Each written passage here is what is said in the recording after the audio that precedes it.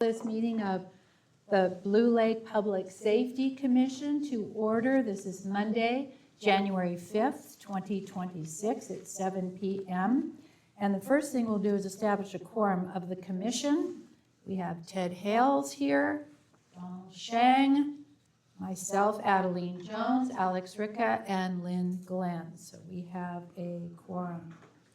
Donald Shang has agreed to do the minutes for this evening, so let's move on to motion to approve agenda. Is there anyone, first of all, from the PSC that would like to change anything or move anything around? I purposely put Mike early on so that he can give his spiel and then be on his way, so that was the reasoning for that. Thank you for being here as well. If there's no comment from the commission, then I'll open up to public. Would anyone like to move anything around on the agenda? All right, we'll come back then for a motion to approve the agenda. So moved. Motion by Ted Hale, seconded by Lynn Glenn to approve the agenda. Any further discussion? All those in favor say aye. Aye. Aye. We have an agenda. Item 3, public input. The public is invited to present petitions, make announcements, or provide other information to the commission that is relevant to the scope of authority of the City of Blue Lake that is not on the agenda. The commission may provide up to 15 minutes for this public input session. To assure that each individual presentation is heard, the commission may uniformly impose time limitations of 3 minutes to each individual presentation. The public will be given the opportunity to address items that are on the agenda at the time the commission takes up each specific agenda item. Is there anyone here from the public that would like to make a comment? All right. Seeing none, we'll move on to item 4, approval of the minutes, Monday, December 1st, 2025. And thank you for doing those, Lynn. I had a chance to look at them, and they looked fine. Anyone else have any additions or corrections? I had the same feeling. I thought the minutes were very well. Yeah. Good job. All right, we need then a motion to approve the minutes. I so move. Okay, go ahead, and I'll second it. Alex Ricca moves, seconded by Donald Shang to approve the minutes as delivered. Any further discussion? Any comment from public? Back to commission for the vote. All those in favor say aye. Aye. Aye. Opposed? It passes. Item 5, report from city engineer on requirements, costs for installing speed humps, bumps, discussion, possible action. I asked Michael, our city engineer, to come to our meeting because there had been some discussion at our last meeting of particularly some speed humps or bumps on A Street in Blue Lake, but other areas of concern. And one of the things we weren't sure of was how much it was going to cost and what it entailed. So thank you for coming tonight. Okay, I brought handouts for you guys. I didn't bring enough for everyone, but I could, if you guys want to share, and I can hand some out, or Sure, we can share. Share them out. Yeah, you guys three to share.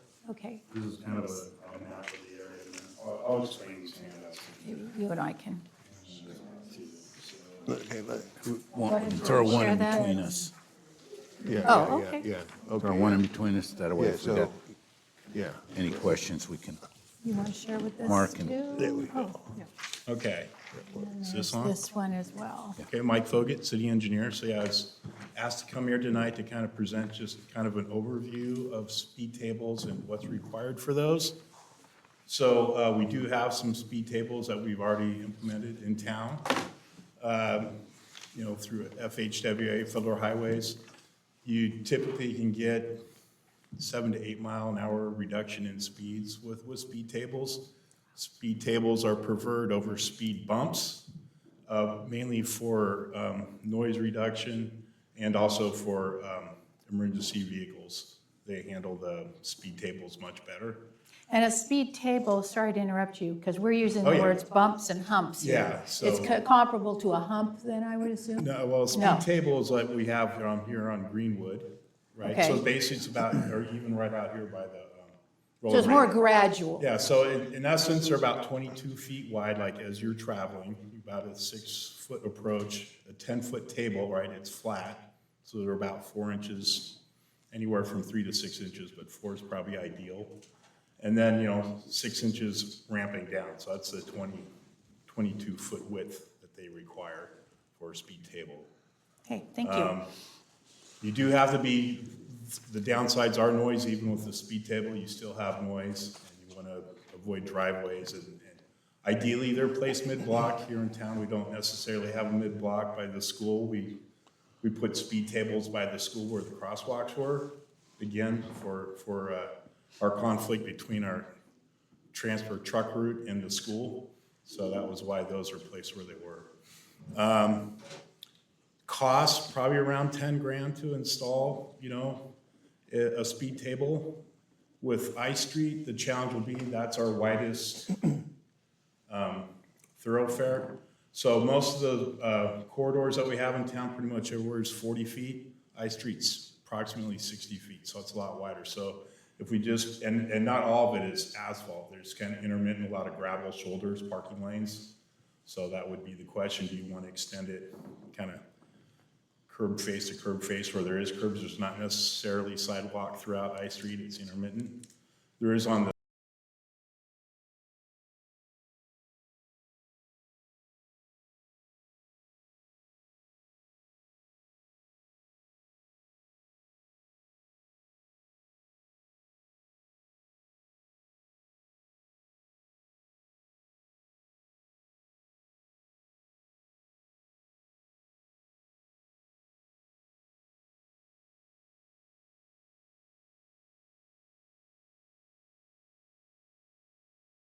all the communities as part of this Vision Zero is like, how do you reduce traffic fatalities and accidents? How can you implement low cost methods or strategies to help, reduce speed, help implement more bike ped friendly roadways and streets. So there's a lot of work that's done. FHWA, Caltrans has reference material. There's a lot of different reference guides, but in that map, what that color represents is reported, in 2021, when we did, actually 22, when we did this report, we went through any accidents, either that were reported or even people that, we did a big outreach in the community to find out of, because not all accidents are reported. So kind of through that outreach, we identified where there had been accidents at intersections. So you see I Street doesn't have any. There's one on Blue Lake Boulevard near I Street, but nothing on I Street. The color intensity or the red color represents the most. So the one that we did address, there's like 4 at the intersection of Greenwood and Blue Lake Boulevard. We're still working with the county to get them to drop their speeds. We've talked to Tom Matson multiple times, at least through town. It should be 25 miles an hour, and he's indicated that's possible because of the density of driveways. Anyway, back to I Street and speed tables. Anyway, I just wanted that for point of reference. Over what time period? I'm trying to think what time period that we did. I think we went to like a 10-year period. We could look at what our recorded About a 10-year. period was. But you go through, it's called Switters. There's a couple where like police reports are uploaded to, so we went through that. Then we also, again, did outreach and street story where people try to at least upload or report any potential accidents that they are aware of. So and I kind of document where all these are in the appendices. So that's in this city as is. If you don't know where it is, Jenny, I can get you a copy. So I just wanted to at least highlight what has been documented. And again, this is like 3 years old now when we did that document. So if anyone knows of any additional accidents, let me know. Because this is kind of a working, living document. So yeah, back to the cost. Like I said, about potentially 10 grand, and you can't really place them in driveways, and you have to be cognizant, even in front of houses. So you really do have to do outreach with the people that may be directly impacted. I know with Arcata, they had to remove a speed table because of complaints from a resident. So just saying that's something that you have to be aware of when you do place speed tables. Well, we had a resident at our last meeting on A Street, which is where the church is, where the Catholic church is, basically. Yeah, But he's further down, he's about two Yeah. blocks down. Yeah. His concern was, A is a little wide down there because it was the new subdivision, the schoolhouse subdivision. Yeah. And his concern was people speeding on A Street? on A Street.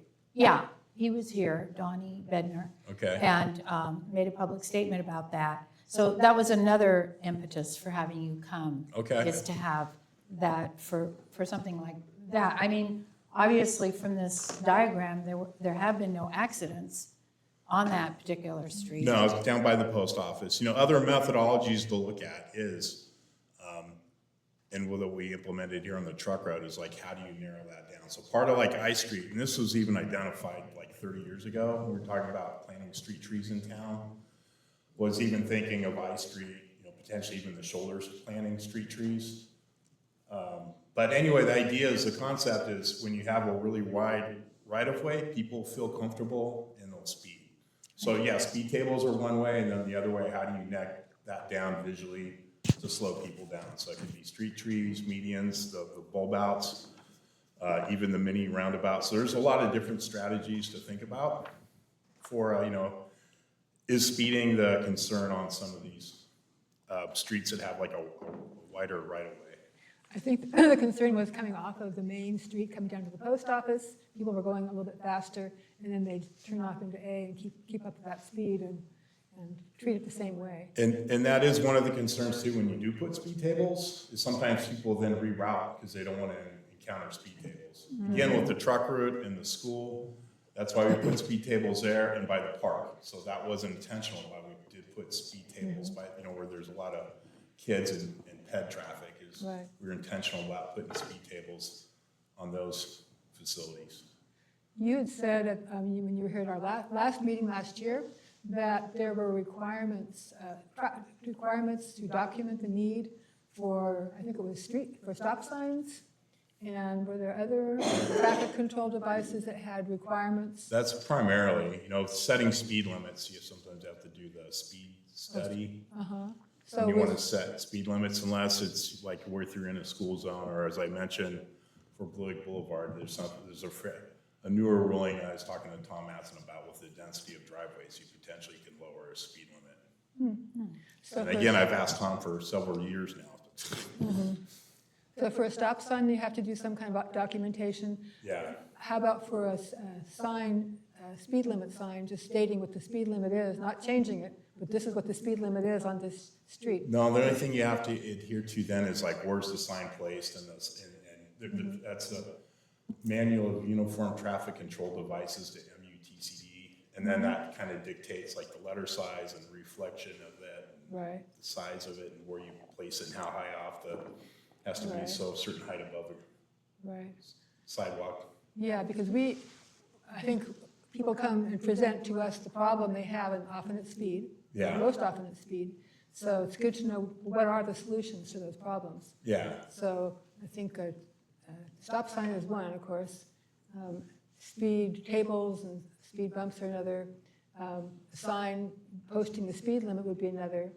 I think a roundabout was what you were presenting last year. yeah, like the mini Meeting. roundabout. So they have those in Arcade, and we did a couple demonstration ones here Right, to see what that impact is. But that, and again, you're doing a couple things. You're breaking up the sight distance, because there's a lot of research on that. If you neck that people aren't as comfortable speeding in, they kind of have to do a little chicane, if you will, right. to get around the traffic dot. Are there other speed control devices that we could consider if people had a problem that they were bringing to us? I mean, it's the chicanes, which is just where you kind of get people to kind of redirect their turning. So sometimes you'll see that we'll do a bulb out on one side and a bulb out on the other lane, so you kind of do a little S. There's the bulb outs, there's center divide where there's like a median. So there's different, again, all these strategies really do go around. How do you neck down that so people don't feel comfortable driving faster? Because when it's wide open, people just will feel safe on their speeds. And then also coming off of a street where they can go faster, coming onto a side street. Yeah. So in that situation, what would Well, potentially you gotta, again, emergency vehicles factor that in, but you can't do the wider. So you're seeing like in Eureka, everyone has different feelings about that. That's the intentional with those bulb outs is one, it's a shorter distance for pedestrians across the street, and you have to slow down. You can't cut the corner to make a turn, but you do have to allow for, and it depends what kind of vehicle traffic that road is. Right. So how expensive is a bulb out? Bulb outs, well, it's flat work, it's concrete, so it depends if you have a sidewalk and ADA or not. If we do kind of those bulb outs in the street with a planter, that could be relatively cheap. I mean, if we just do concrete, especially where there's really no asphalt, we could do a concrete bulb out, and that's fairly inexpensive of a curb, and then we could plant a street tree or something like that, so it's a beautification. So again, these are just concepts. Anything we want to do as a city, you still have to do the outreach with that street. Right. If you're really like I Street, like I said, it's really wide, so there's different concepts to potentially think about. Right, and I think we as commissioners, one of our roles is to recommend to city council what changes should happen. So I think we want to know what the consequences are. Right, of the there's a city- cost. The city's budget, because that's the big consequence right now. And then I guess there's a cost to staff workload and that kind of thing as well. Yeah, so the city does see, we don't get a whole lot from our tax. Was it like 70,000, 75,000 from the gas tax we get? And that's part of that 10-year, and I think we're in year 3 or 4 now, that we see. They had a 10-year gas tax increase for local road improvements. So we went from 35,000, I'm talking round numbers because I didn't get the Right. budget, I just knew approximately what the city gets from the gas tax. That's So we annually. got a bump, yeah, to like, so a lot of that right now is painting and maintenance, filling potholes, it's usually what that funds. So we have roughly 70,000 a year. Approximately. Very roughly. Yeah, so that could be saving, or how do you budget for that and save some of that money to do maybe some of these, $10,000 to $20,000 implementation. I think the traffic dot, I don't recall off the top of my head, we did look at that because we were looking at potentially doing, maybe it was 25K, because we redirected those funds to fix the bridge. We were gonna do that by the wooden pedestrian bridge, Right. but we reallocated the funds to address the ped bridge because it needed repair.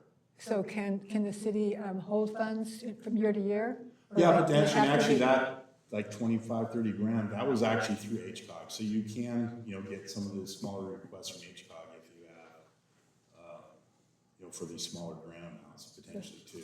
So if Yeah, I you- was wondering about that, because the Yeah. Humboldt County Association of Governments often has a rotating fund Yeah. that comes up, and if cities apply, it doesn't mean that you'll get it that year, but you'll Right. start being on a list, and then as things get funded, you start moving up the Right, so list. that's, I think, how we paid for a flashing beacon. That was by needed repair, it was by the school. Oh, right, before we did the Yeah. bump outs, yeah. So if the city could conceivably not spend their 75,000 in 1 year, hold it, and then Or, they could do some of the maintenance, but they start could do putting some 150 aside. the next year? Yeah, Okay, it's not like a use it or lose it kind of a thing, like some I don't grant believe stuff. so. Okay, Again, I'm not the person to ask about the financing. right. Are you familiar with something that just went on in McKinleyville? It's McKinleyville Avenue and Hiller Road. There's a very wide intersection there. It's by their Catholic church, ironically, over there, Sacred Heart, I think it's called. Oh. But anyway, what they did, instead of doing an actual roundabout, is they did like a mural of a roundabout.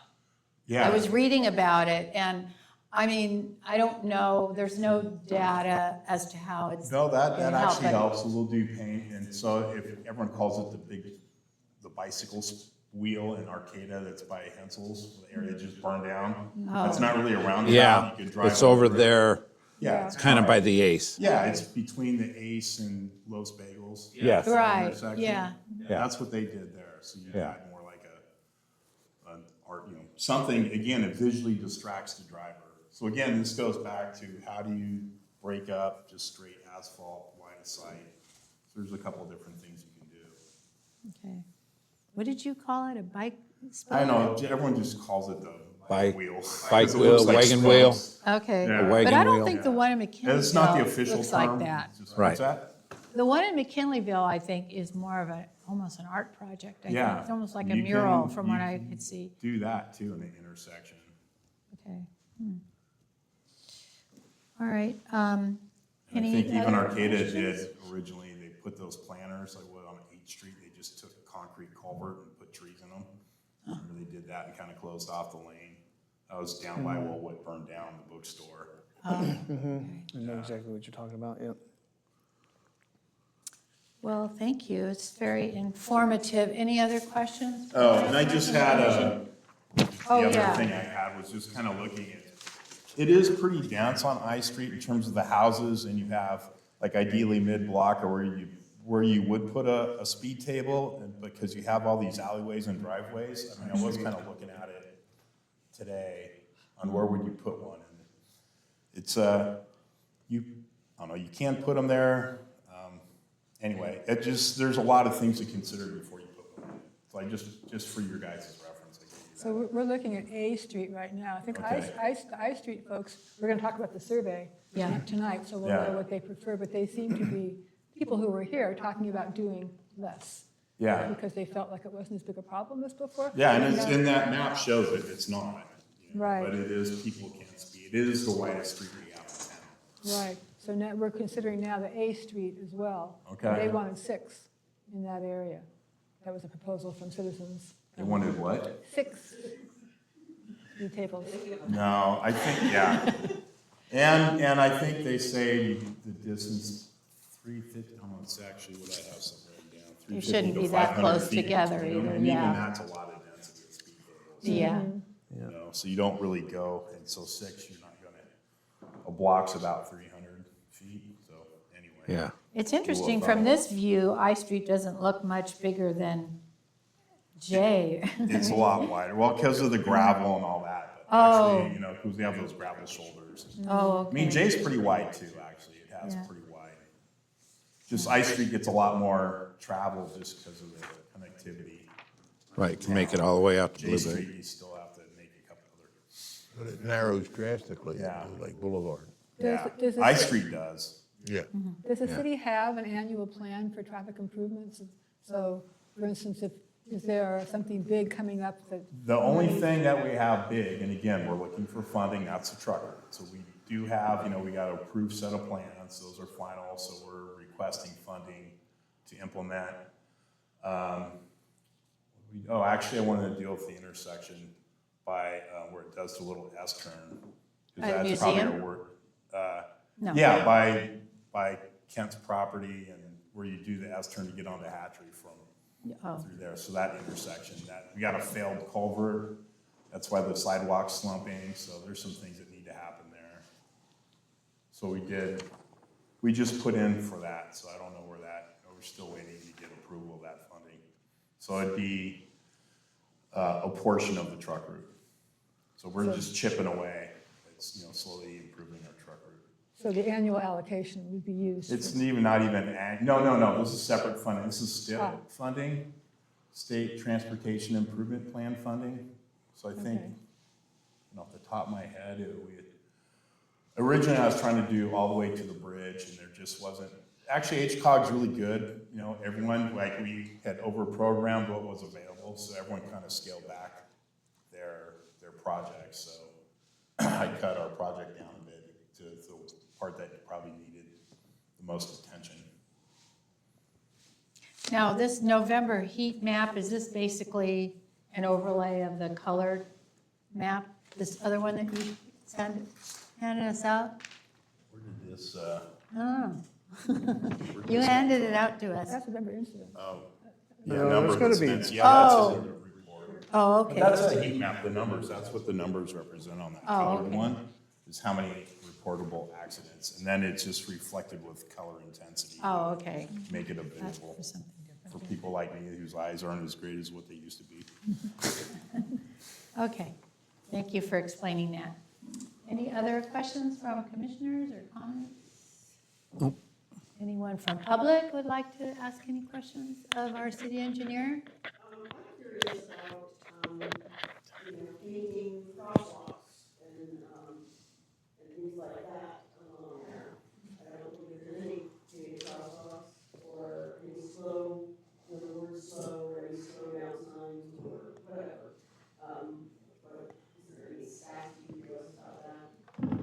We can, again, anything visual paint, and paint is inexpensive, even painting fog lines, or, help neck that down. The challenges with crosswalks is when you want to go, okay, where are you encouraging people to cross, and if there's ADA and I Street. We did make improvements on one side, but not the other, so it's like, where do we want to put a crosswalk to encourage? On Second, I think, is where that was part of the safe routes to school, so we could paint there, because that's where we do want people to cross, as they're walking to school, take the Ped Bridge over, so that's a potential. Also, what about the law that says you have to paint the corners, red? You're not supposed to be part Oh, of that's new, yeah, we have to have the setback of the corners painted red, that's fairly new. And I forget the actual distance, but it's basically like a parking space. 20 feet, It's 20 Yeah. feet. Yeah, yeah. and that, again, that's a sight distance, so you kind of pull out, you don't have a car obstructing visibility for pedestrians and even for people pulling in the intersection. And if you don't And that's have a at the outskirts, sidewalk, right? Some of these there's streets no are place to first paint it. on the intersections. The thing I worry about with crosswalks is they give children especially a false sense of security. Oh, it's a crosswalk, no car will hurt me, they've learned that more or less. But in effect, it doesn't necessarily mean that, or drivers don't think that way anyway. So we did do some, like I said, there are some ADA improvements that were on I Street, and it's mostly on the south side of I Street. Yeah. Are there requirements for paint, adding new paint, like a slow sign or a crosswalk, in terms of deciding as the city how and where and all that? We did, we have the slope for the school, we have that painted, right, there's that.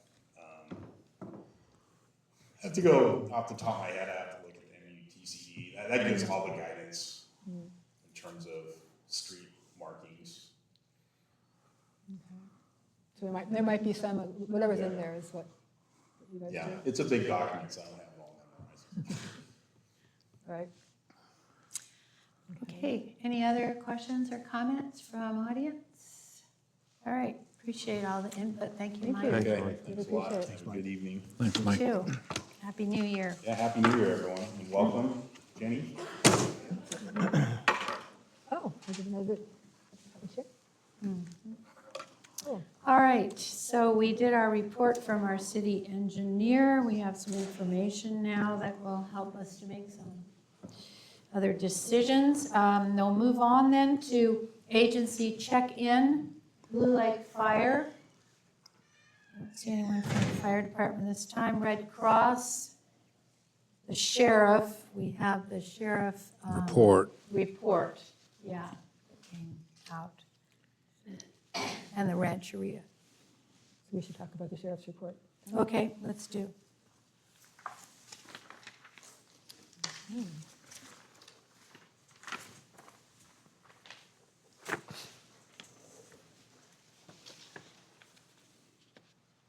Yeah, there. My main question is, and I was hoping someone would be here tonight because I wanted to understand the terms better, like what is CAD documentation only? Because I'm seeing that a lot in particular places, and we mentioned this last time, I think, wanting some kind of a translation for this document, right? We did. And I don't know what Yeah, our they're still conclusion using was as to how we were going to get that information. Uh-huh, I think yeah. maybe we were going to ask the sheriff's representative if they were here tonight. Yeah, okay. Maybe we can ask them to come to our next meeting specifically to talk about that. Uh-huh. So If abbreviations. others would like to do that. Well, Ted, you knew what some of these meant, I know, but there is quite a few of them. You're talking about what's under type? Disposition, type. Yeah, disposition, right? The Well, now the he- disposition is pretty clear. Right, but the except- disposition, they've got no report. Except for the CAD. The documentation. CAD is the thing that we don't know what that means. Okay. And then the type would be the other kind of codes, I think, that are here that we don't understand as well. And we had also asked them to make a distinction between what was in town and what was out of town. I mean, most of us are aware of our boundaries, but, We don't get that figure, though. I think that, yeah, and well, the Dots. dots that are next to the item. oh, the there they date, are, yeah, Yeah. okay. Those are are the ones that are that are actually within within the city boundaries. right. Okay. It looks like that wasn't done for the December, but it was done for the Yeah, November report. right, yeah, it wasn't done for one of them, I see that, yeah. Okay, so we want that delineated always. Okay, we can request for a representative. It was very nice because we said last time, we did like both formats for the report. There's a, I don't know what they call this report, but there's a report that they give us that has dots and shows us where the Incident calls map. are. Yeah, the incident map is good, Yeah, so and we it's asked for both. color-coded in the, Yeah, so I think it really helps to have both of these things, because I'm noticing similar addresses for a lot of the calls. It kind of helps to know that. yeah. I didn't know that Tony does email the agenda to representatives from all of these groups, from the Red Cross, the Rancheria, the Sheriff's Department, and the Fire Department. So they do know about the meetings Right. and what's on the agenda.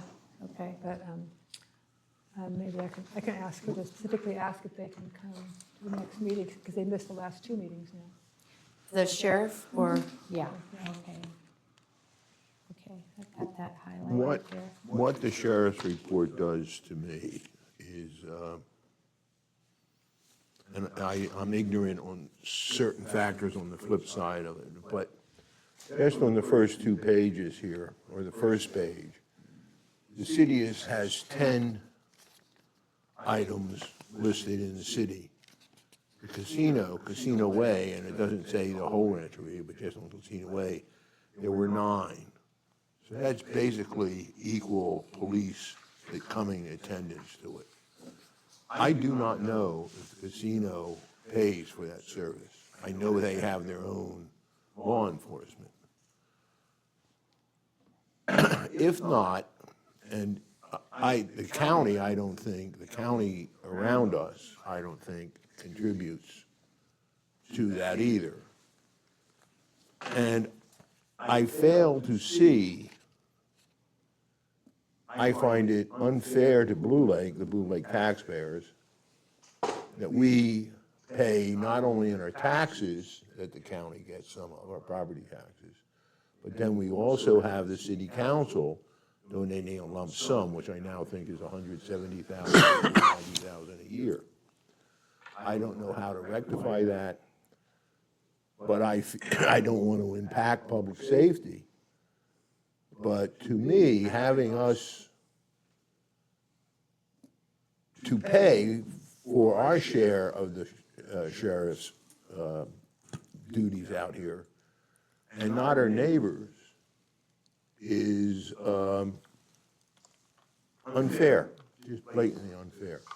Now, government is often unfair, but that's one way, that's what this, and I've been watching it with every set of reports we get. The averages stay pretty equal.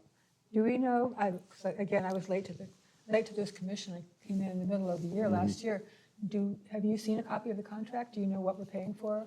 Because are we paying for this, I or is did the county at see large? something a while back where it was 170 or 190,000. Is that for hours of service, for number of calls?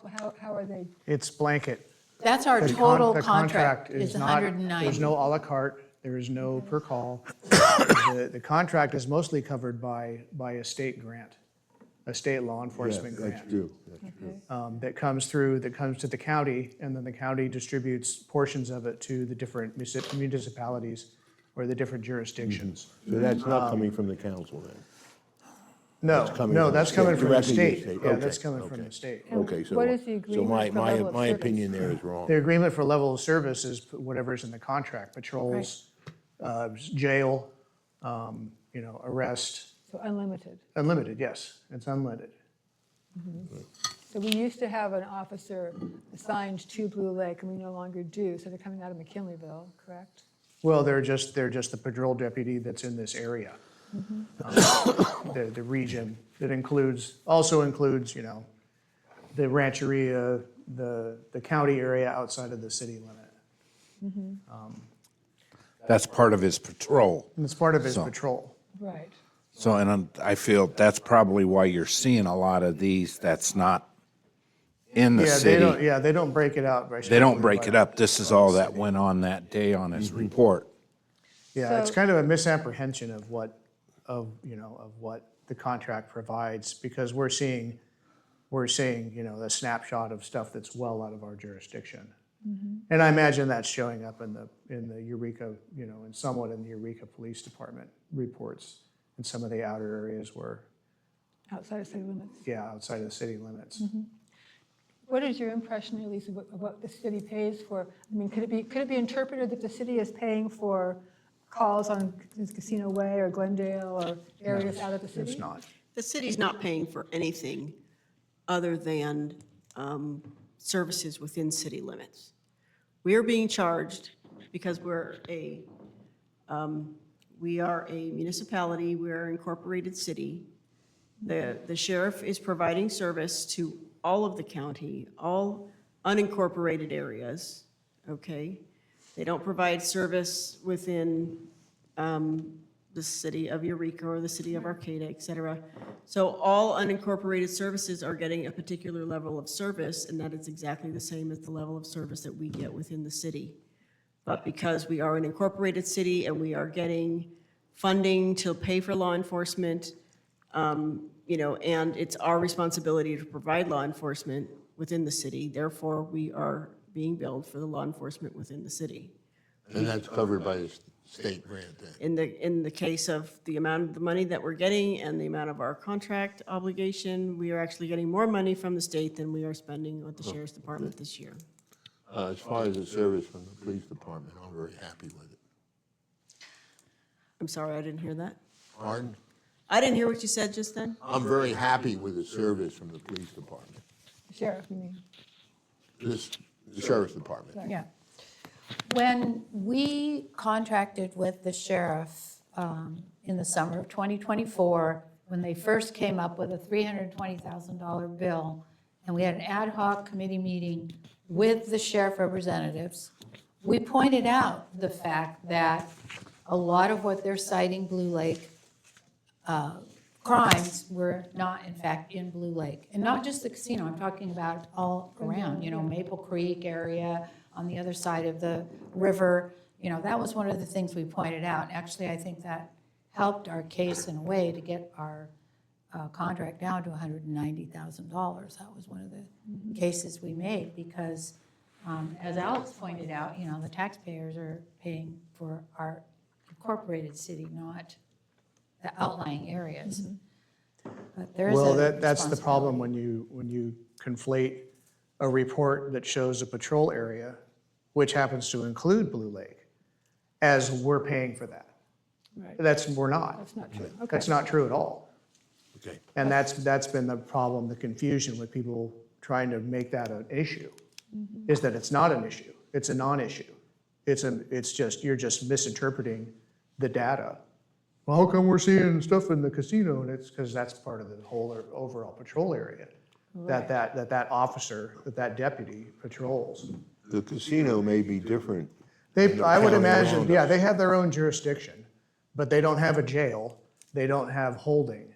And so anything that's gonna go on there above a certain level, they probably contract with the sheriff's Okay. department as well. Yeah, I would I would imagine think that so. they do. Yeah. Because For those they're services. federal, Yeah. they're a federal jurisdiction. Right. But they don't have any facility or the personnel to actually conduct law enforcement beyond their small, the small force that they have there at the casino, a few officers. So have we heard any issues people have had with the level of police services in Blue Lake recently? Not recently. In the past, there have been a lot of complaints, yeah. And it was concerning that even though they had given us this $320,000 bill, that there was going to be no difference in their level of coverage, so that was also brought up. But no, recently, I don't think so. I haven't heard any, but, No, I see. I see them all the time. I see them all the time. in town. Yeah, and they're driving up and down all the streets. I mean, Yeah. they come all the way down to Charlton and go up the one way and back on in and around, and so I see them all the time when I'm out. We had a car, the old pickup truck, ripped off on a Sunday morning. And they found it Tuesday afternoon.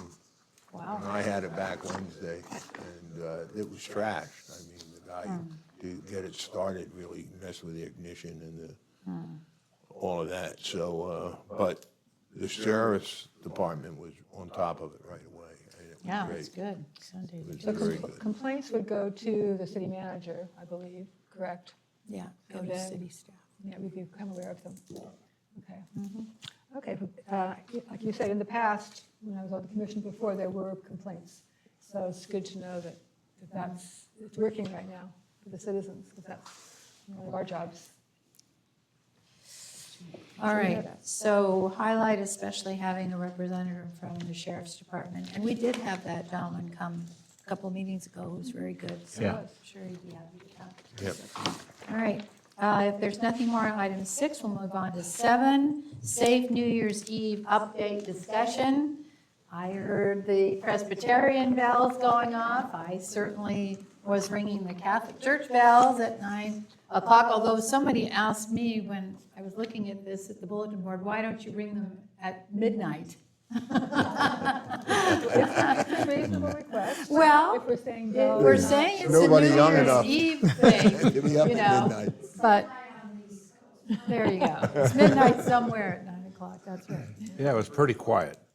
I mean, Yeah, I only heard a couple of fireworks go off. I heard some fireworks, and I understand that there were some really big fireworks that went off at, Yes, speaking of the there were. casino, there were actual large, Yeah, chrysanthemums, whatever you call them. I heard some from down there, and I didn't, to me, they sound like an individual loud firecracker.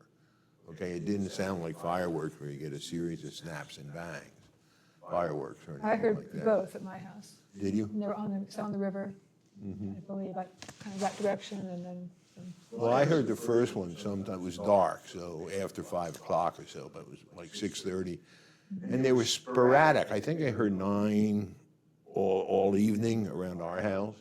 And it moved from down here to up on somewhere up there near the school, and then over near your house. It sounded like something Yeah, kind I of close to think, you. I think I know who did that. And it was all the Not me. same type of firecracker, one loud bang with the same tone, which made me think it was one individual doing in-your-face type of thing. You know, you put out this information, and I'm going to not pay attention to it, and letting us know that. Other than that, it was quiet, but it wasn't as quiet as July 4th. Yeah, And I think that's because the distribution wasn't as heavy. The saturation of the town wasn't heavy. I do think the pods did good work and really helped. The sign, Ted, your sign's great. it should have gone up a little sooner. I was disappointed that it didn't go up immediately Well, after the Winter Wonderland sign. It went up really quickly after the museum sign came down. No, No, it went up, because I came, it went up after Christmas. yeah, is my I came back understanding. from my vacation. It went up like the 29th, I think. Right, Yeah. I had to Monday, tell, like the 29th or I something had to like that. tell A city couple staff days about it. before. Well, Yeah. before Christmas, you had the museum or. Well, it was the Winter Wonderland Yeah. that happened on the 20th, Saturday, the 20th. And the agreement was that as soon as that was over, maybe on Sunday, but on the following Monday, that sign should have gone up. So that meant it should have been up on the 22nd. And Yeah. it wasn't up until around the 29th. Yeah, So it we was a kind of good lost, week. track of the. Yeah, it was a good week that it wasn't up, so that would have been And the helpful. location too, I mean, I never drive by that part of town. The roundabout would have been a better location, or near the sign, the city sign. Everybody goes by there. Yeah, well, then you're going to have to get the approval of the superintendent of schools, because that corner where the sign does belong to the school.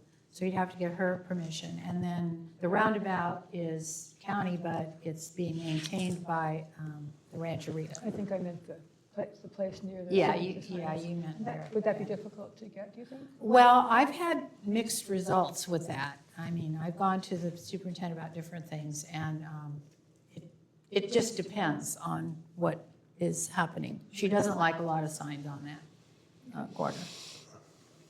So anyway, and I did mention to the museum that we were going to put this sign up, and their remark was, thanks for asking. Most people haven't been. That is museum property there. So there's a board of directors of the museum, and permission really needs to be had. And a little bit more exposure, I think, would have been more effective. It was effective with the 4th of July sign, because the 4th of July sign was in the same spot. And so, Yeah, it was. It was up longer. yeah, it was up longer. And we had more children in the summer recreation program, so more chance maybe to get these out. I don't know. Any other comments from commissioners about our New Year's Eve? I mean, I think we need to continue this. I don't think that we need to say, well, we tried that and it didn't work. I think it No, worked to just, an they extent. keep doing it. 4th of July coming up. Yeah, Yeah. 4th of July and New Year's Eve. That's not a lot Another- to ask. Another 7 months and we'll do the 4th, and then Yeah, Christmas rolls around, we'll get it up and do New Year's again. yeah, I think so. Is there any further comments before I open up to public? Would the public like to speak on this issue? Thank you for your poem, Marty. I just wanted to mention that part of the plan for the town square was that there was going to be a city bulletin board there. And I was kind of hoping that we might get an area on the side of the little structure there that houses the porta potty, where we could hang banners there. So maybe in the future, especially if there's a conflict about whether or not this space is available, then we could work on trying to get something up across the street from the post office that would be visible for everybody going to get That their would be mail. great, but I would not make it either or, both and. Well, if you have two banners, sure. Yeah, yeah.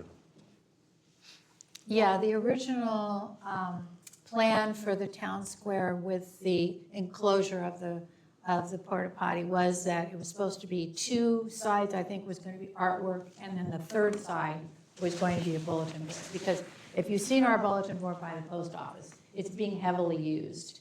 And it Yeah. needs, we need a little more There's no space on exposure. it. Never, you know, and people put big signs and that kind of thing. So, yeah.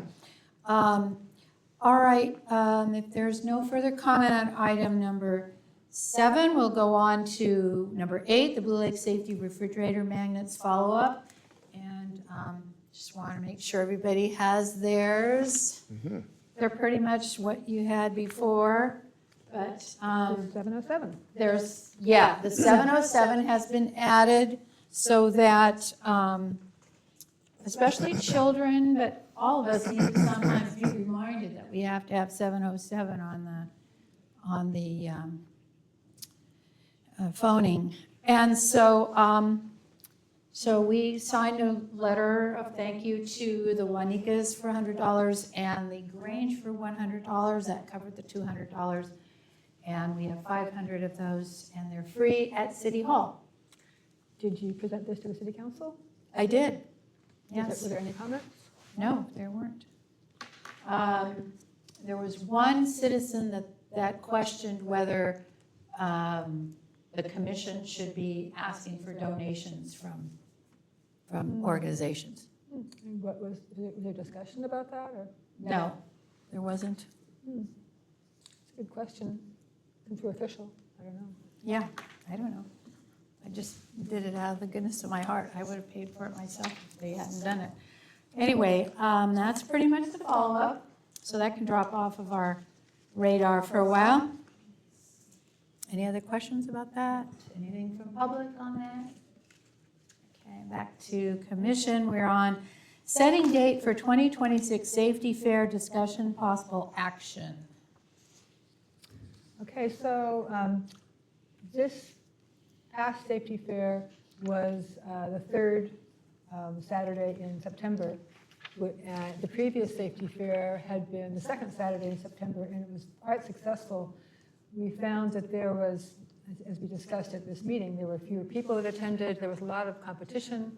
It was North Country Fair weekend and a lot of other things weekend. So I think Adeline and I said we would prefer to go back to the successful weekend, the second Saturday in September. So I went and talked to Parks and Rec, and they said this, for the first time this past year, was a baseball tournament for Bernal baseball tournament, memorial tournament. On the 12th? Yes, both days that I weekend. just put it in there. I thought you were successful. It needs to be discussed, because Okay. there's a lot of possibilities, actually. Okay. So I talked again today with Parks and Rec, and I said, could we have the safety fair and the tournament at the same time? Oh, And he said, yeah, maybe it might increase attendance both ways, and they would be using the field, of course, so we would have to have touch-a-truck off the field, but we kind of decided we wanted to do that anyway, because with the rains, we had that last-minute shuffle we had to have because we couldn't use the field at the last minute. Right. So the street actually worked better.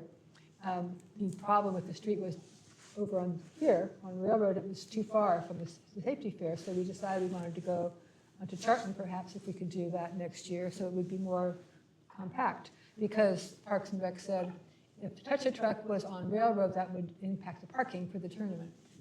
So I said, well, maybe it wouldn't be, we could bring it over here. And he said, oh, that sounds good. He hadn't talked to Emily, but who's he? Austin, I'm sorry. I talked with Austin at Parks and Rec. Oh, okay. So we had that possibility. But we okay. also discussed the possibility of if we're still allowed to work with the Resource Center, because their funding situation had changed, so we're not really sure what's going to happen this next year. But there was a possibility of doing it in the parking lot here too. So there are other possibilities. But we're in discussion with Parks and Rec for that second weekend. And I think we might, as long as Emily agrees, it's a possibility of moving it to that weekend, should we decide to go forward with it as we did this last year. So, Well, we definitely don't want it on the third weekend because of the confliction with the North Country Fair. So it's good that we're opened with the second. I mean, it could happen on a Sunday, the 13th. I don't know if that's a problem. that's also a tournament. That's the tournament's all weekend, right? Days, yeah. Yeah. And then the weekend before that is Labor Day weekend, which is not good. Yeah. And I would then- say just go forward and get with Emily and just see if it's possible to do that. Just go ahead. The same day Yeah, as just the go ahead and do tournament? it as the tournament, same day as the tournament. It could even be on the Sunday of the tournament.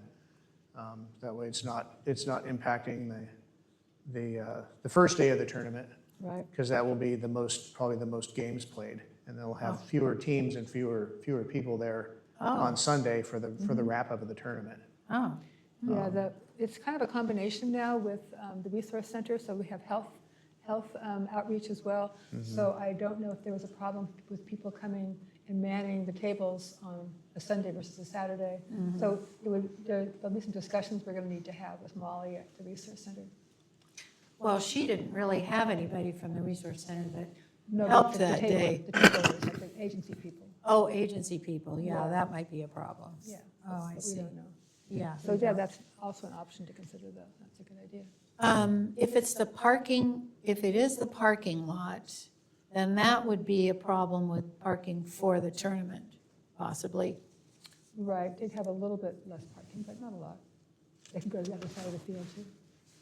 And then also the touch-a-truck people could be in the parking lot instead of being on the other side, Yeah. the playground. Yeah, we hadn't fully discussed that, but anyway, All right. it kind of depends on how big the safety fair is.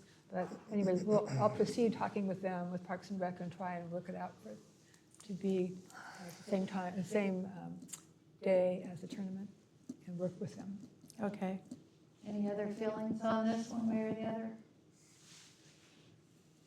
Well, I guess we'll move forward on the 12th Okay, I will talk to Emily. and see if that will work together with a tournament, baseball tournament going on.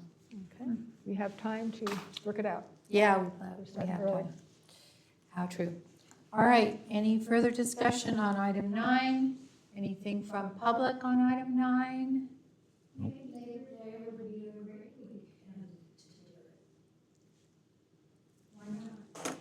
A lot of people leave town. Yeah. Well, a lot of your agency people are going to be off that weekend. Yeah. The people that would show up to man the Good booths point. and to do all that sort of thing. Okay, coming back to the commission, we're going to move on to 10 I Street Neighborhood Survey Report, discussion and possible action. Just to let people know that it was, I think, in November that we walked around with our surveys. Myself, John Sawatsky, Therese Sawatsky, Ted Hales, I think it was just the four of us. It was a nice day in November, and we covered a good section of town, and they started to come in. Did Tony give you the last two that had just arrived in the last couple of days? No, I haven't received anything new. Okay. I wasn't notified of anything new. Okay. So we distributed 100 of these surveys, which ranked a number of solutions or possible solutions that, 9 of them, with the instructions for the neighbors of I Street to mark their preferences, 1 being the best, 9 being the worst, of what they would like to see, they might like to see to help control traffic on I Street and in that neighborhood. So we got 20 responses back. And so I consolidated the responses and put them in order of preference and then made these documents. There were also comments on the forms, and I took those comments and I reproduced them. They're on the second page of that. Thank you. And then you'll see, ran out of staples, so we got paper clips.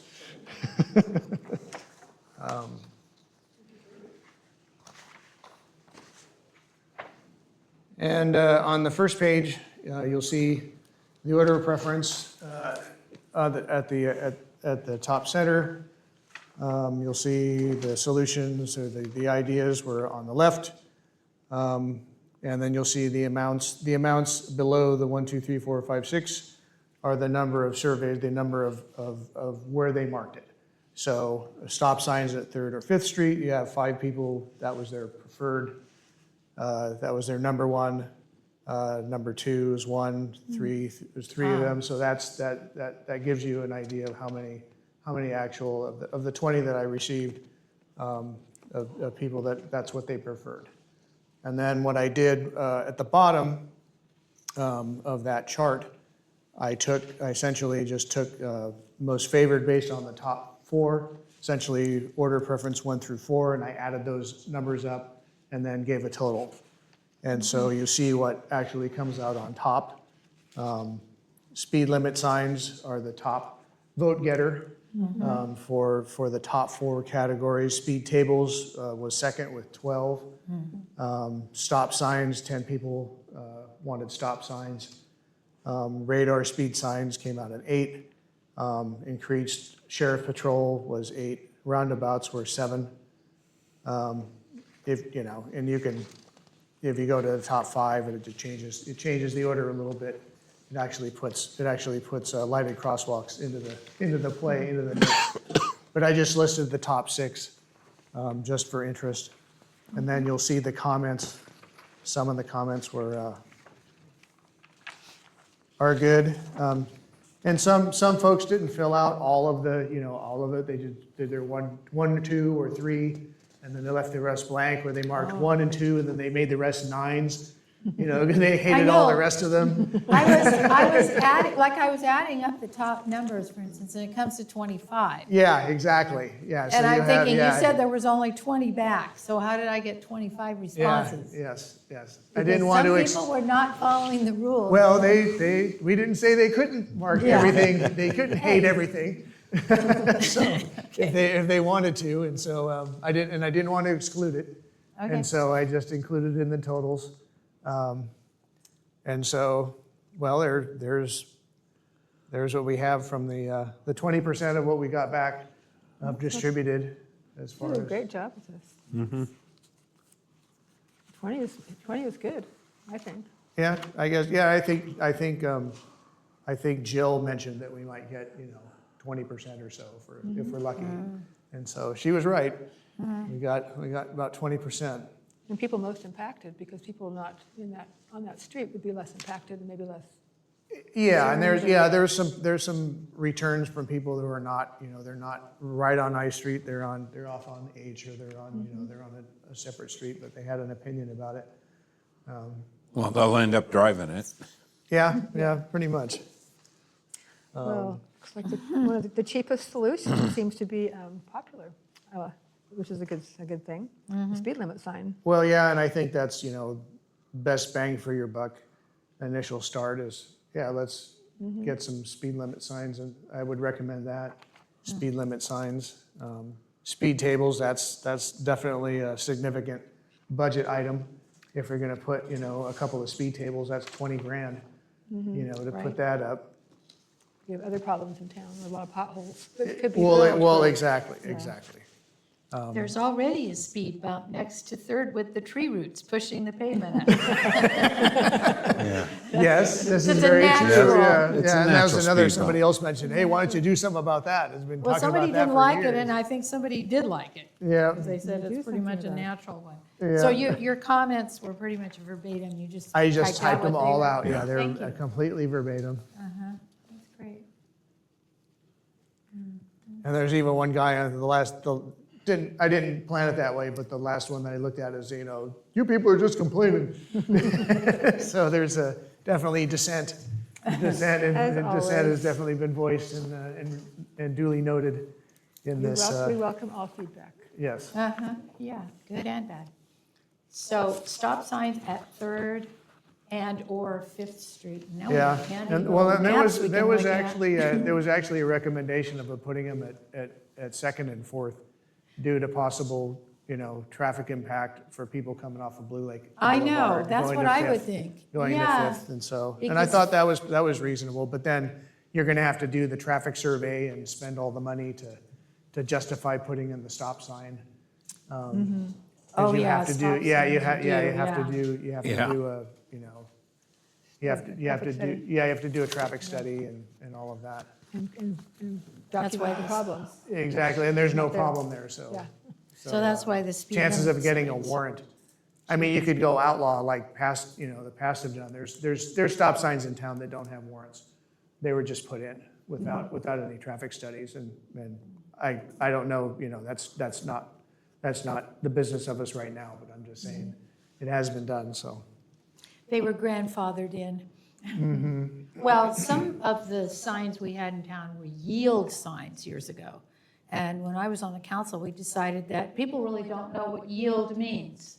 It has no meaning to people, yield. Mm-hmm. So we switched our yield signs to stop signs. So maybe that's where that That's probably where that happened. is, yep.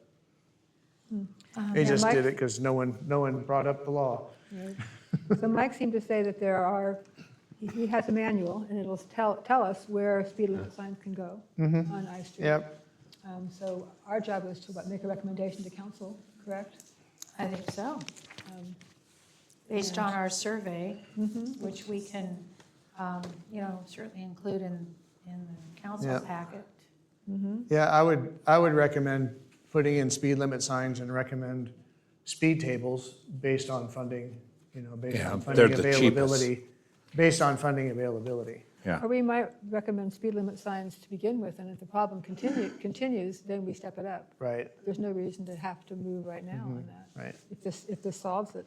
And I think one citizen who was most actively observing what was happening was suggesting that that might do the trick. Right. I think it was Buster was saying. So, so yeah, the council, I would think, would want to see the survey and maybe a recommendation. So would that be a presentation to Yeah, council? yeah, I can brief it to the council and let them know. Yeah, I might Reproduce attend this. the next meeting too, so.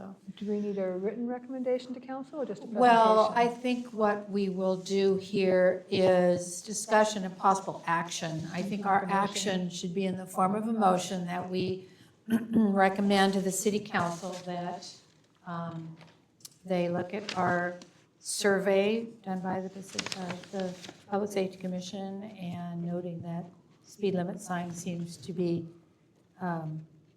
the least expensive and most popular. We recommend that as a first step and possibly second as a speed table, something like that. Did you get that, Donald? Yeah, I'm not, okay, I can make the motion. So moved. I make that Okay. motion. That we Okay. Thank you. make a presentation to City Council with the results from the survey and a recommendation that speed limit signs be installed on I Street as required by the traffic safety laws, in a manner by the traffic safety laws. That is I've forgotten the name of the manual he was talking about. There's some Yeah, manual. well, they'll know what to do. Right. And then I move that Ted make the presentation to the City Council. okay, Ted's making the recommendation? The presentation to City Council. Okay, and the Ted will coun- make the person. And the council, excuse me, or the commission is making the recommendation.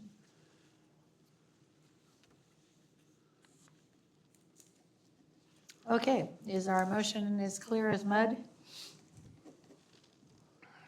You want to read it back? No? Okay, basically, we're going to recommend the speed limit signs first and see how that does. Period. Ted's going to go and give the report On of the survey Right. And the recommendation. and the recommendation. Correct. Is from the Public Safety Commission, Right, from if we vote for that, which we haven't Right. voted yet. So Right. that's the motion made by Lynn Glenn. Do we have a Second. second? Seconded by Alex Ricca. Is there any comment from public before we move back to commission? Yeah. Is there going to be a report that goes to council with what you're talking about? And secondarily, are you talking about a January meeting for council? Yes, we're thinking of the January meeting, January 27th. A written report? Should there be a written report? I would suggest that the results of your survey and whatever your recommendation is, it doesn't need to be extensive, but Yeah, I can forward you this in digits, e-copies. I have PDFs or Word documents, actually. I can make them into PDFs if you like, and send them to you, and then we'll. The other Just do question that. would be, is the January agenda pretty full? I mean, because this is not a high priority issue, I don't think. It's something we want to do, but we're going to do the budget, which is time consuming. There's also kind of these commission vacancies and/or renewals, like renewals that we have, so that will take some time. But it sounds like you're be talking about brief. like a 5-minute sort of thing. Exactly. It's pretty much what I just did here, Okay.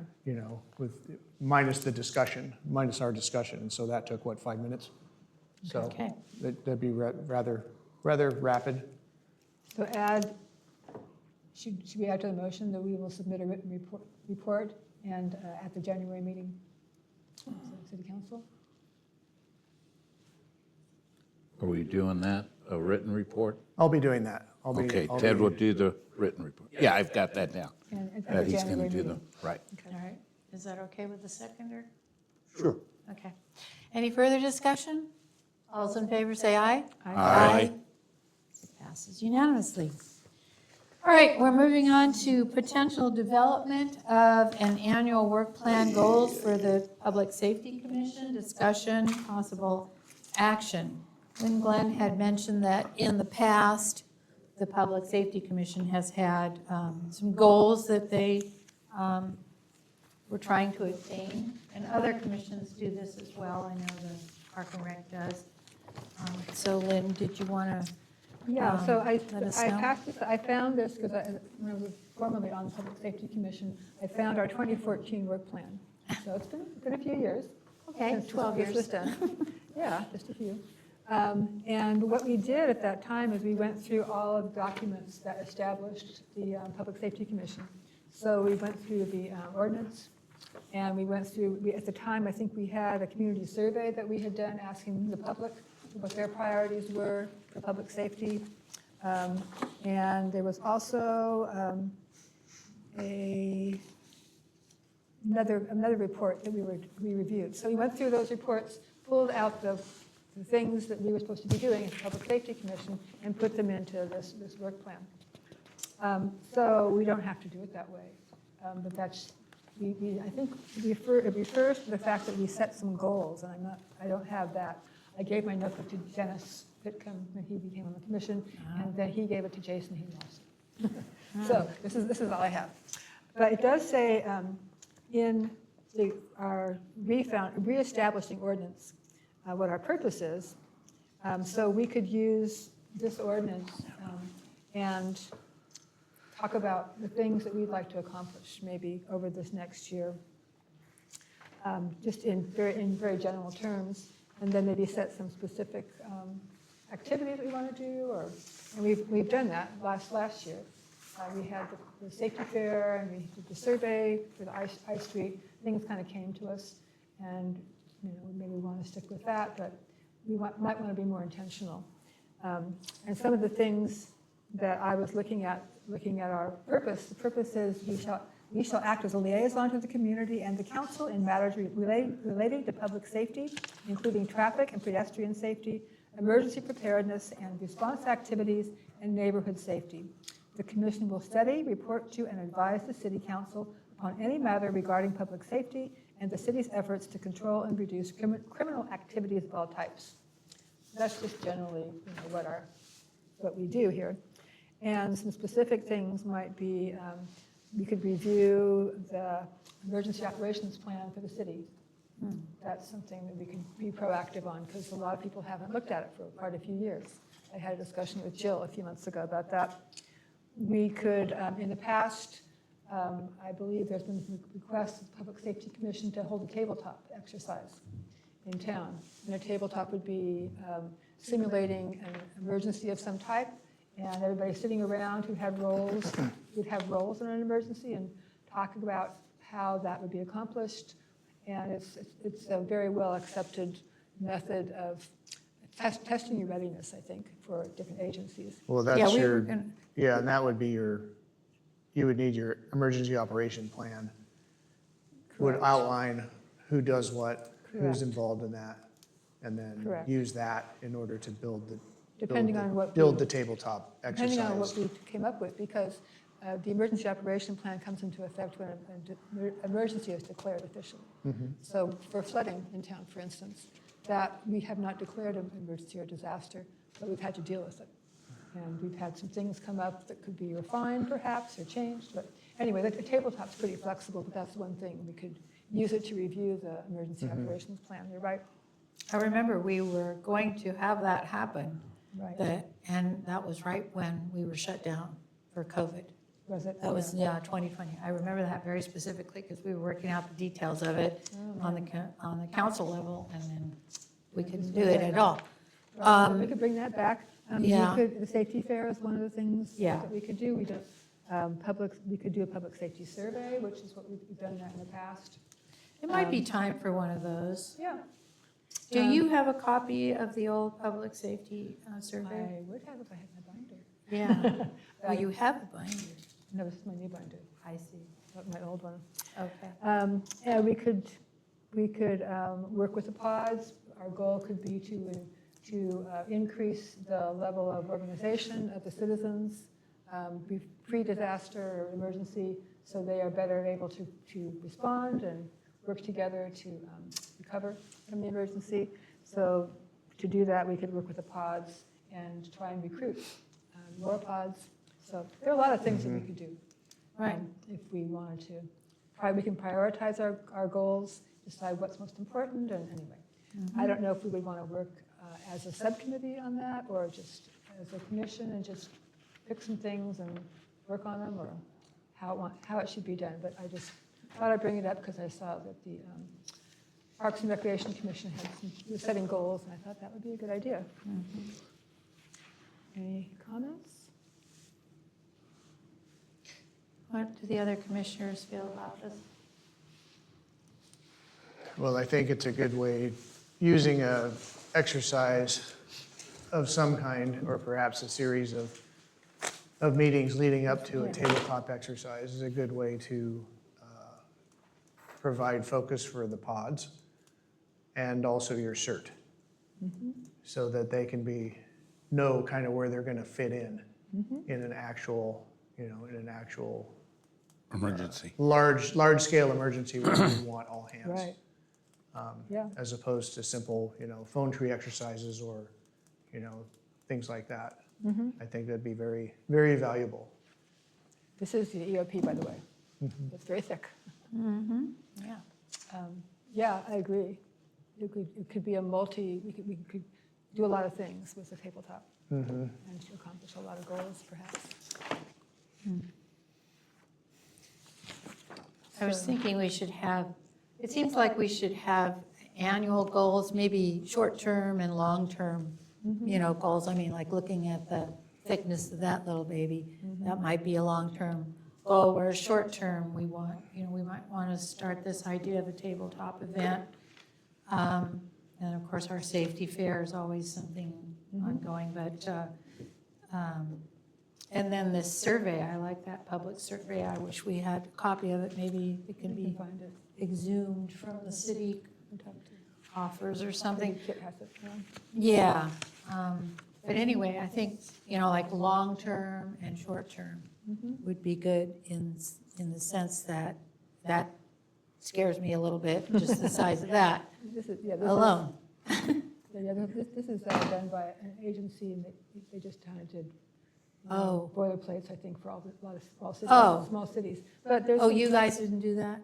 No, this was done by the city. This is the city has Uh-huh.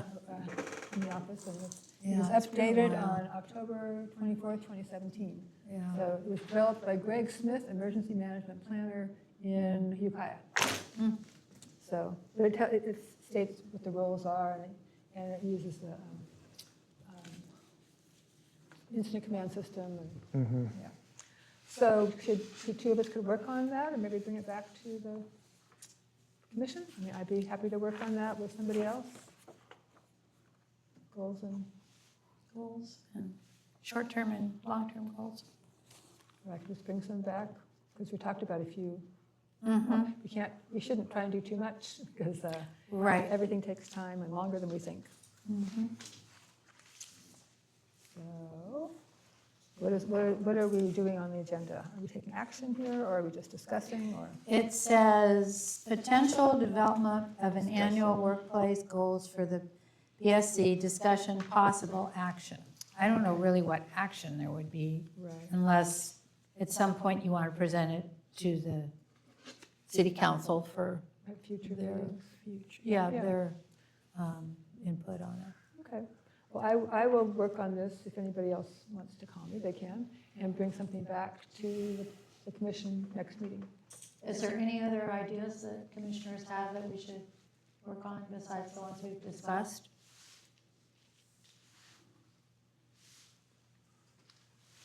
Hearing none? I'm hearing none. I guess we'll just move forward with that. Sounds like a beginning anyway. All right. Anything from public on this item? All right, back to our commission for item 12, expiring public safety commission terms discussion. There's 3 of us, I think, that are up for being on the Reappointing? commission. Huh? Reappointing? Yeah, reapplying. We have to Reapplying. apply by the 31st, so that means that we have to probably have them in for the next council meeting, the 27th, our applications if we want to reapply. Has there been official notice of the public by the city that the openings have occurred? I don't go to the post office anymore because David gets the mail, so I'm not sure. The post office is up to date, and the website is up to date. Uh-huh. Okay. Whose positions are ending? Mine, Alex's, and And mine, Ed Hale's. Yeah, because we were all appointed, I think, the same night. yeah. And so you must be in the middle of a 2-year. Yes, so Donald and I both we expire next year on 2027. Yeah, what the ordinance says is when a vacancy occurs or is anticipated for whatever reason, the chair of the commission shall so certify to the city council through the city clerk. The city council shall declare such vacancy at its next regular meeting and direct public notice of the vacancy for at least 30 days. Commission members whose terms have expired or who had previously served on the commission and who desire reappointment shall be considered with other nominees. So that's how it's going to be done, I guess. And So we have to pick up applications at City Hall and get them in probably the week before the meeting or something like that. We the wanna next continue. meeting is on the, It's Tuesday, the 27th, the fourth Tuesday. okay, plenty of time. I believe it, our expiring, we see the email that had like a one-page attachment. That's all the application is. Is Right. that one page. Yeah, Okay.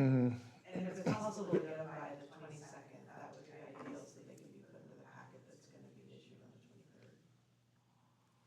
the 23rd. The application has 4 questions at the bottom of it. Is that the second page that you're You can recommending? add a page for that if you want. There's no specific format that those have to be submitted in. I mean, I looked through some of them, they're like 1 sentence. Yes. So, if They you're can on be as- commission, it might not have to be too extensive. they can be as brief or as long as you want to. I've also seen people add pages. Number 1, there's their whole, their answer. Number 2, number 3, number 4. Okay, applications to Public Safety Commission. All right. And kind of going along with that, we were supposed to choose a new chair at this meeting, but we really don't have that on our agenda. I Right. don't know if, Leave it to the new council. Well, It is that's a true. council. New I- commission. yeah, it's supposed to be done in the first meeting of the calendar year according to our bylaws, but, which would be this meeting. I would suggest, and I'll move, that we delay the appointment of the chair until after the appointments, however they go, are done. Well, I don't think you can actually make a motion at this point because we don't, it's not even an agenda item. We can't. Oh, okay, okay. So, thank you for So your it's not thought. happening anyway. So it's not happening. But we should note that what it says is, at its first meeting each calendar year, the Yeah. commission shall appoint among its members the chair, vice chair, and secretary. So we need to appoint 3 officers, but it doesn't make a lot of sense when members' terms expire that very same month. Right. Yeah. Yeah. Right, Yeah. right. Somebody had a glitch when they put this Yes. together, you know, I mean, Yeah, so since it's not agendized, as you say, we can avoid it. we can't discuss it because Or make the a Brown motion, I Act think. Nice call, does not yeah. allow it. Yeah. All right. Let's move on then to item 13, report from Public Safety Commission liaison, staff, and Public Safety Commissioner reports. Does the liaison have anything to report from the council? I have just one thing to report, that as of today, we have a new city manager, Ms. Jenny Short. Ta-da. Yay. Well, and I know her as Jenny Heberly from Blue Lake Elementary School when I was PTA president. I remember her there, so, yeah. Thank you for attending our meeting. It's so nice to,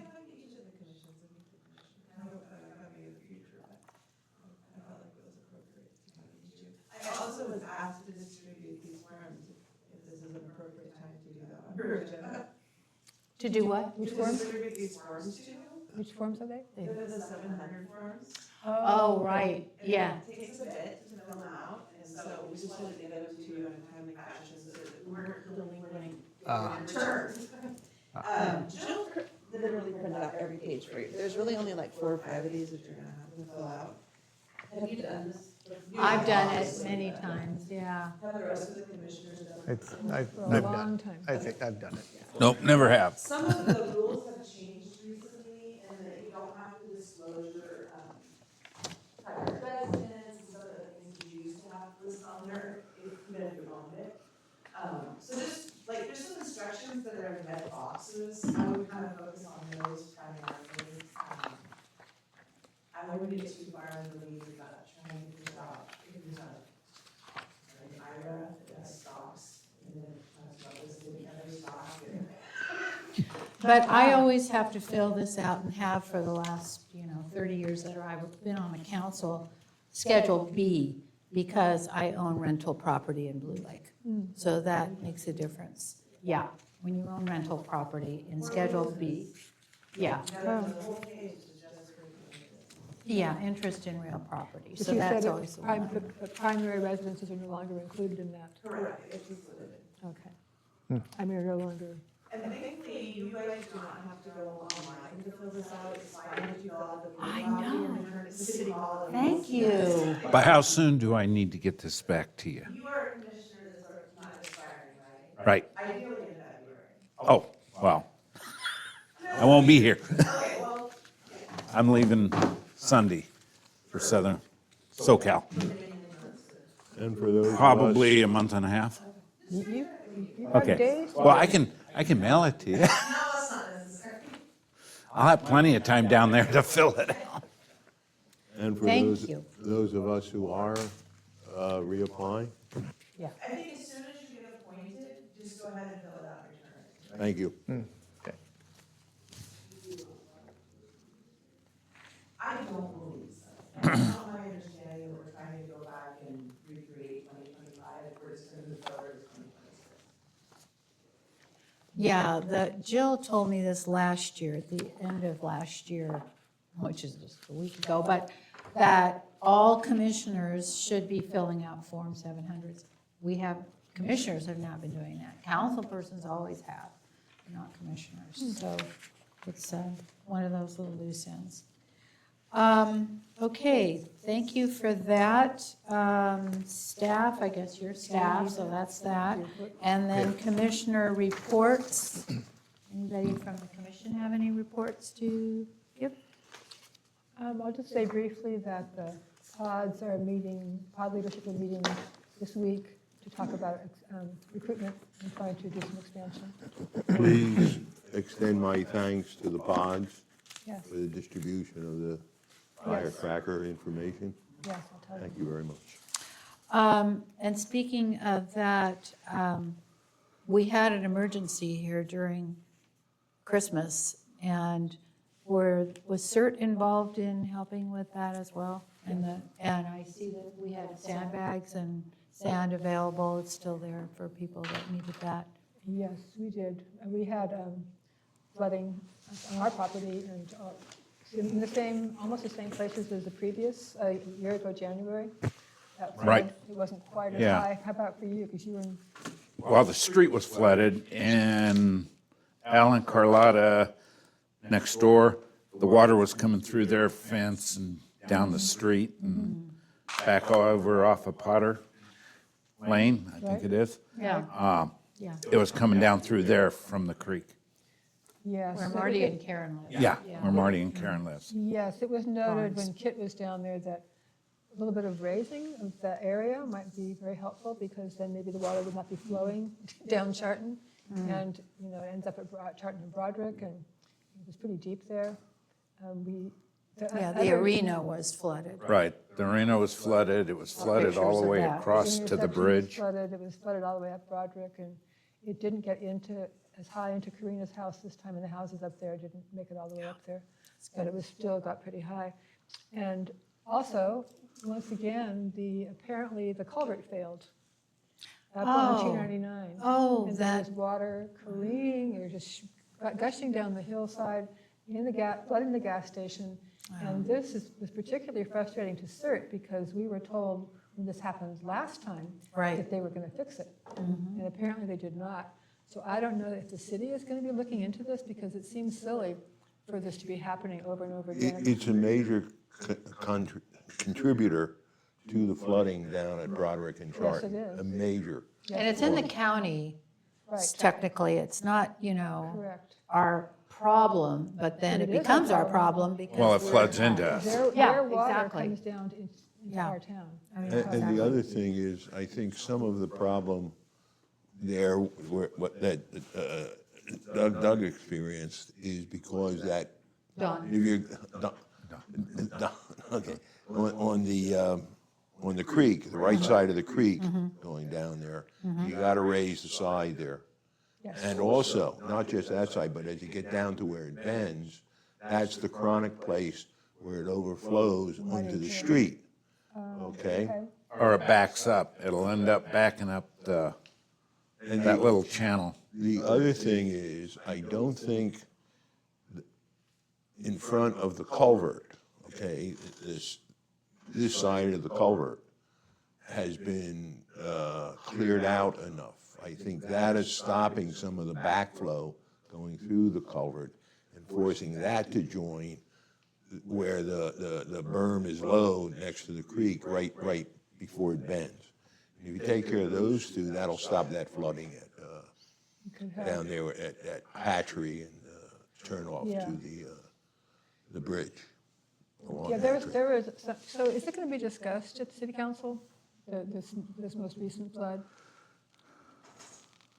Sure, I had the same conversation with Lynn today. Okay.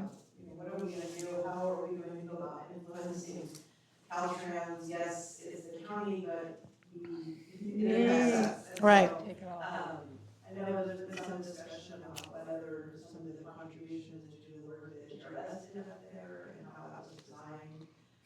So I would like to see the city reach out and see what we can find out, especially about our Caltrans, because that's so clearly not the city's problem, but it becomes it in the middle of an emergency.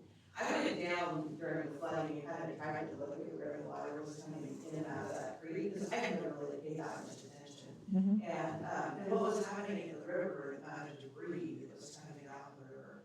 And so I took pictures and stuff along the way. It's helpful to know there's a culvert there, this problem, because when I was out there, it was completely out of it. You couldn't see the culvert. You're talking the culvert on Hatchery. Yeah, you couldn't see it. Yeah, no, you couldn't see it. Well, these are the classic Blue Lake drainage problems. No one's responsible for it, except once it's happening, how quick and good the response is, which is major. Well, I don't think that that's the case. I mean, as an engineer, I look at the problem and it seems to me like some of the difficulty is that you don't have a master drainage plan. And so nobody's gone through and really looked at where does the water come from and where does it go to? And Yes, we do. We have a master plan. this from the 70s. Well, it needs to The be, drainage hasn't it changed. needs to be does need to updated be perhaps, updated, but yeah. Yeah, water but moves the way drainage water hasn't moves. changed. Yeah, but the stuff that's growing in your drainages has changed drastically in 50 years, especially when you're talking about some of these creeks. And so I would like to see a little more of a comprehensive look at drainage overall and not just pick and choose little places that we make changes, because it pushes the problem somewhere else. The water doesn't just disappear. And so, There are three major elements to the flooding in town, sources. One is coming down just, you go up to 299 on the back road, okay? You come out, there's a major spring up there or drainage ditch that comes under the ground, and you can see it as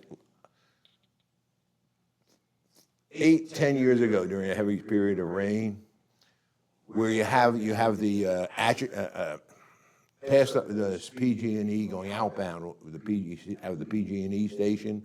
You pass the house there, you pass up as you're getting up the road, and there's a pipe there that you'll see the top of. That pipe had a hole in the top of it, and you had water spouting out of it 6 inches high. It wasn't raining, it was sunny, but it was a day after heavy rain.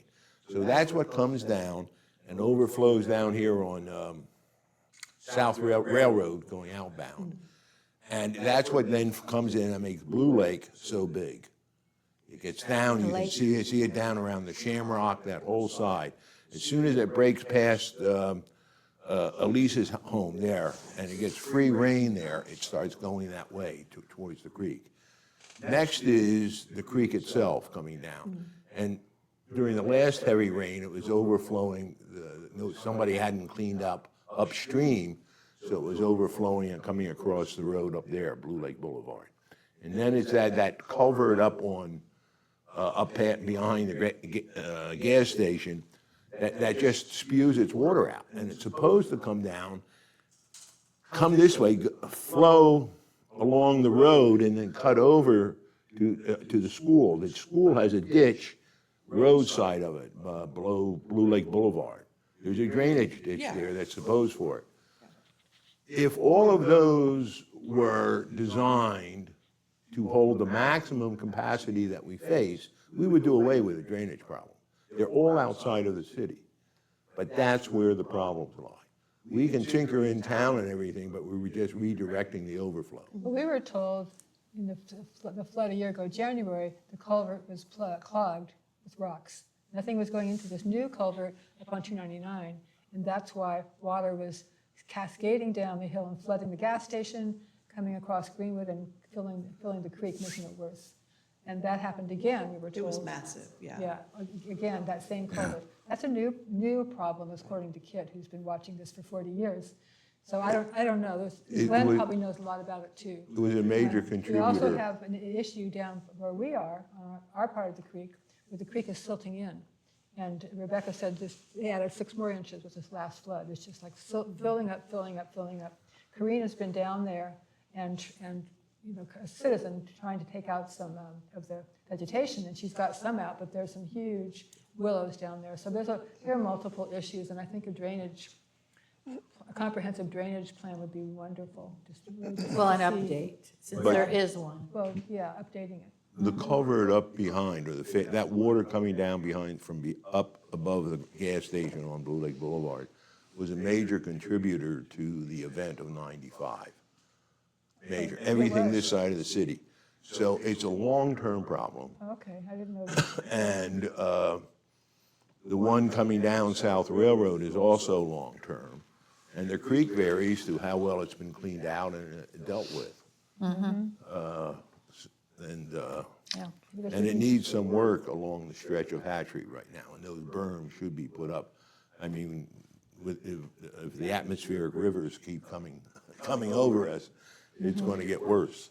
And the Wow. full moon. Over there on Hatchery, they've gone in with the loader and literally tore the whatever berm up on that property down and brush, pulled it out so it would flood out onto Hatchery and around instead of going down Charton. They did that a couple of times. Who did that? Who did that? Yeah, who did that? Somebody with the city, because it was the backhoe. Well, did you see the area that was all mowed down in preparation for the next rain event? And Yeah. the signs do not enter and stuff? Yep, So, yeah, Where are those? Along it's down there Hatchery. on Hatchery. Yeah. Yeah, yeah. And I assumed it was because they knew they were gonna need access back in there to try to deal with the problem, but, I'm gonna go out with Glenn and look at it. I mean, I've never walked down that section of the creek. The part up there at the top near Northfield Terrace, you know, I walked that my entire childhood. But the part down by Powers Creek, when you get to Hatchery, I'm just not as familiar with that area. Well, the culvert under Kent's building there and under First Avenue are big enough. They've never been breached at that point. I would recommend you get those tree stumps that are still in the creek bed out of there. Because any stoppage there, as long as those roots are they have growth up atop there, anything can snag in there. The biggest problem in 95 was there was a tree growing out of the creek between Kent's building and the other side, upstream. It was upstream of Kent's building there. And a piece of 4x4 plywood, 3/4 inch plywood, came down, stuck in that tree, the branches, not with the water, but against the water. And water was spraying up both out of that in both directions. And that's what caused the flooding down here that was so bad. That and then the runoff from up there, it just overwhelmed. And the kids came in, the skating rink was open the whole time there. I was in the skating rink at that night. And the kids were taking their skates off and getting outside because outside was so much fun for them. I mean, the streets were running with water, they were out, you may have been there with Yeah, them. she was one of the kids. College at that point, but yeah. Okay. Well, after the last problem above the Patriot Station last year, I thought that they had cleared it out. That's what they said, yeah. They told us they had cleared it out. It wasn't gonna happen again. That's It what was they really said. bad. I mean, the amount of water that was coming off that hill was unreal. Yeah, it Just was. completely filled the road up. So you think even if they had cleared it out, it would have been a problem? I need to go up there and look at it, and I'd like to have somebody with Caltrans go up there and walk Yeah, I us was through gonna it. say, yeah, somebody with the county. Is it needs to look at it. Caltrans' issue? I think I it's a think county Caltrans issue. has Cal- made it yeah. worse with the project they just did up there. And it's supposed to Give be, me up on Years ago. 299. Yes. the Yeah, culvert it's was- water coming off the 299 down, and then it's supposed to divert, but it ain't And I don't diverting. think they did any upgrades to the county's infrastructure to deal with the additional water they brought there off of the highway. And someone said the culvert was on private property? No, that whole's all up Oh, I to don't know private that. property. Oh, it probably is. Well, it's a big section that's state.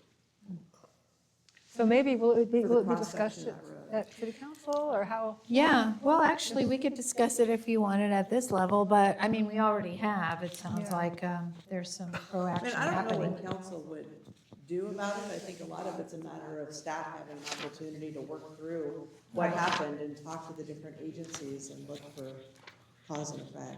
Yeah, Yeah, it's I a know maintenance sometimes issue. CERT does after-action reports, and they just, interview people and then say, this happened, this happened, this happened, and then you have written review, you talk to all the people who are actually on the sites and have seen what was going on, and you have a record, and then this is going to be an ongoing problem.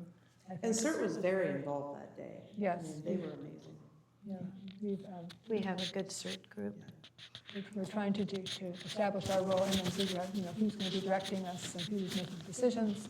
So it's a gray area because the disaster hasn't been declared, there's no, EOC and that kind of thing. And so Glenn, as, Public Works Director, kind of is directing them.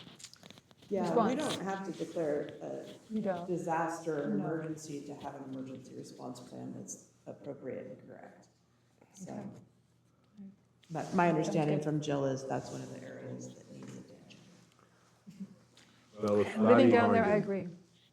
was still with us, Yeah, that's been a while. he could tell you exactly how to go about it. Scotty knew this town did. really well. And Mike too, probably. All right, future agenda items, number 14, if we're done with 13. Do you have anything on your radar? Continue talking about the safety fair. We need to- Setting goals, Goal setting, sheriff's report, Yeah. interpretation. sheriff report. What was the last thing you said? Interpretation, Oh, interpretation, abbreviations. yes, yeah. I have a thing about those myself, so I can certainly understand that. Everything else has been resolved, setting a date, Yeah. High Street report. Do we want any more reports on what happened in city council, or is High Street done? Yeah, we should continue with that, I think. I Street, Oh, there's A Street. So you were going to bring actually a survey to us. I decided not to because of the reapplication, that it seems to be in my pocket at this point, driving it through.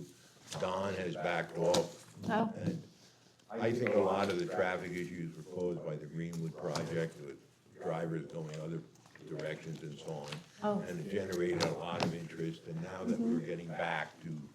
Normal. Like normal, right, it's kind of going away, so I just was gonna wait until after the reapplication to get. Okay, so should we put this on the agenda for February, March? No, because it's January 30th, that, we'll know that, and, so I think it would probably be January. best for the March meeting. If- January if I'm on it. 27th. I mean, it's gonna be whether somebody's willing to railroad it further down the track. I mean, that's what it comes down to. And if I'm not on the commission, that's not possible. okay. Okay, All right, well, we'll see then how that goes.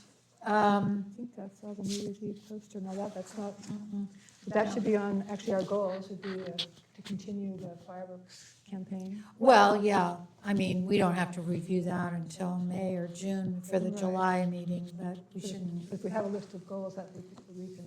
Oh, well, yeah, that Forget should be about a part of the goal setting. Yeah, that should be Yes. part of goal setting, I think, yeah, exactly. I think there's All nothing right, else. you have any other future agenda items? Make sure you get them to me or Tony quickly by at least a week and a half, 10 days before our meeting, So our next meeting is February 2nd at 7 o'clock. All right, we're on, Jones, can I make one comment? Oh.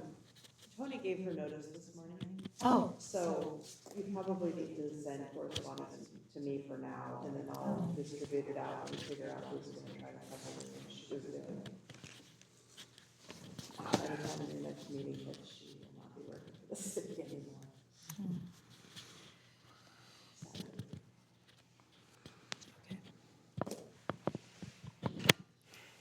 all right. Okay, let's move on then. We need a motion to adjourn. Adjourn, I move to adjourn. I second. Motion made by Alex Ricketts, seconded by Ted Hales. Any further discussion? All those in favor say aye. Aye. We're adjourned at 8:45. Thank you, Commissioner. Thank you. Yes, thanks for the reminder, Justin.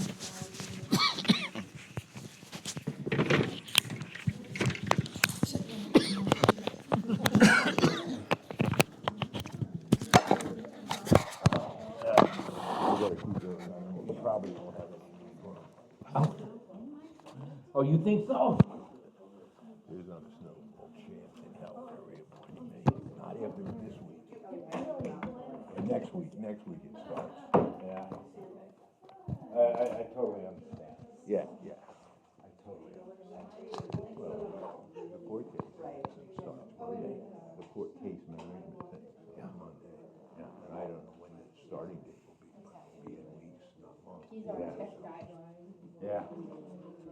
Well, and I'll be gone after Sunday. I'll be gone 6 weeks between my dental work